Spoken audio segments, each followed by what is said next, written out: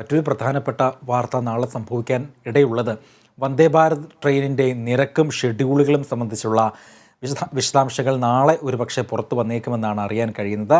കഴിഞ്ഞ ദിവസമായിരുന്നു കേരളത്തിൻ്റെ അഭിമാനമായ കേരളത്തിന് വേണ്ടി അനുവദിച്ച വന്ദേ ഭാരത് ട്രെയിൻ കേരളത്തിലെത്തിയത്.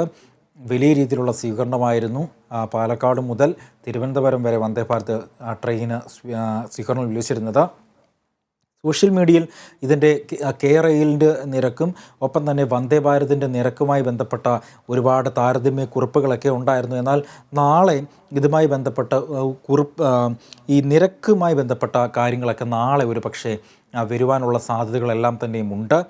അത്തരത്തിലൊരു സുപ്രധാന വാർത്ത നാളെ കേരളം പ്രതീക്ഷിക്കുന്നുണ്ട്. പ്രത്യേകിച്ച് ഈ വന്ദേ ഭാരത് ട്രെയിൻ കേരളത്തിന് കിട്ടിയ വിഷു കൈനീട്ടം എന്നാണ് BJP അടക്കം പറയുന്നത്. ആ വിഷു കൈനീട്ടം കണി എന്ന് എല്ലാവർക്കും അറിയാം. വിഷുക്കണി ഒരു സമൃദ്ധിയുടെ ഒപ്പം ഐശ്വര്യത്തിൻ്റെ പ്രതീകമാണ്. അപ്പോൾ കേരളത്തിന് കിട്ടിയ വിഷു കൈനീട്ടം ഒരു നിരക്ക് കൊണ്ടൊരു കെണിയാകുമോ എന്നുള്ളൊരു ആശങ്ക പല സോഷ്യൽ മീഡിയ ക്യാമ്പയിനുകളിൽ ഉയരുന്നുണ്ട്. അതുമായി ബന്ധപ്പെട്ട വിശദാംശങ്ങളും വാർത്തകളും നാളെ ഒരു പക്ഷേ ഉണ്ടായേക്കാം.